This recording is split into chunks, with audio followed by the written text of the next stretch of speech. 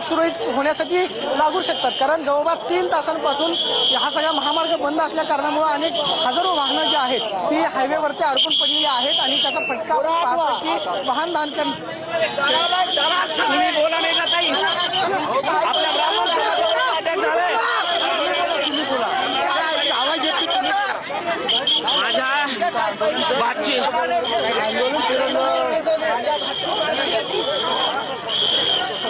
कार्यकर्ता जो आहे तो या ठिकाणी रस्त्यावरती येण्याचा प्रयत्न करत होता। मात्र या कार्यकर्त्याला पोलिसांनी आपण पाहतो या ठिकाणाहून बाजूला करण्याचा जो आहे तो या ठिकाणी प्रयत्न केलेला पाहायला मिळतोय आणि महिला रस्त्यावरती येण्याचा जो प्रयत्न करत होते त्या सगळ्यांना पोलिसांनी या ठिकाणी रस्त्यावरून बाजूला केलेलं पाहायला मिळतंय आणि नातेवाईक जे आहेत ते पुढे मुलीला घेऊन अंत्यसंस्कारासाठी गेलेले आहेत। मात्र मुलीवरती अंत्यसंस्कार करत असताना कुटुंबियांवरती जो दुःखाचा डोंगर कोसळलेला आहे। कारण कवऱ्याची परिसीमा गाठत आरोपीनं आपण पाहतोय की 3 वर्षाची मुलीवरती जो अत्याचार केलेला होता त्या अत्याचारानं संपूर्ण महाराष्ट्र हादरला। मात्र 3 तासांपासून जे आंदोलन सुरू होतं ते आंदोलन जे आहे ते आपण पाहतोय की पोलिसांनी आता बाजूला केलेलं आहे आणि मुलीवरती अंत्यसंस्कार जे आहेत ते वैकुंठ स्मशानभूमीमध्ये केले जातील। मात्र अवघ्या 3 वर्षाची मुलीवरती अत्याचार करत असताना आरोपीला त्या लहान चिमुकल्या जीवाबद्दल दया का आली नाही अशा पद्धतीचा सवाल व्यक्त केला जातो आणि आरोपीला कठोरातली कठोर शिक्षा व्हावी ही मागणी सुद्धा केली जाते। कारण आरोपीवरती आधी सुद्धा विनयभंगाचे पोस्कोचे गुन्हे जे आहेत ते दाखल होते। मात्र तो जामिनावरती बाहेर आलेला होता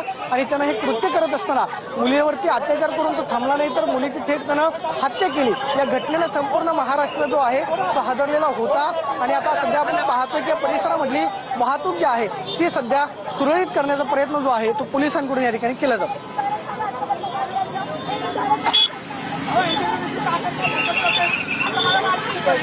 तरी सुद्धा आंदोलक अजून सुद्धा या ठिकाणी आहेत आणि त्यांच्या भूमिकेवर ते ठाम आहेत।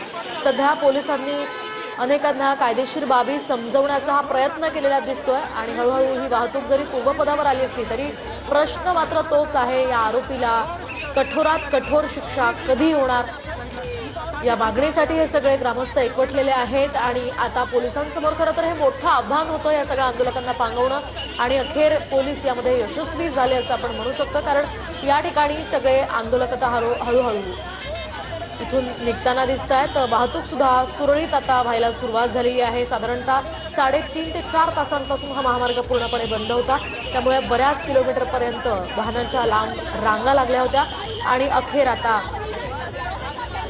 ही वाहतूक पूर्वपदावर यायला सुरुवात झालेली आहे। आपण ही 2 दृश्य पाहत आहे। या ठिकाणी आक्रमक प्रतिक्रिया या सगळ्या सिस्टीम मध्ये आम्हाला काय काय होतं ते माहिती आहे म्हणून इथे आंदोलन करतायत आज सगळेजण। तर ते मला म्हणाले तुम्हाला सिस्टीमच माहिती नाही। मी म्हणलं सांगा मग तुम्हाला सिस्टीम काय आहे ते। त्यांना सांगता आलं नाही। मी म्हणलं आम्हाला तर सिस्टीम माहिती असते ना की किती तत्परतेने न्याय मिळतो।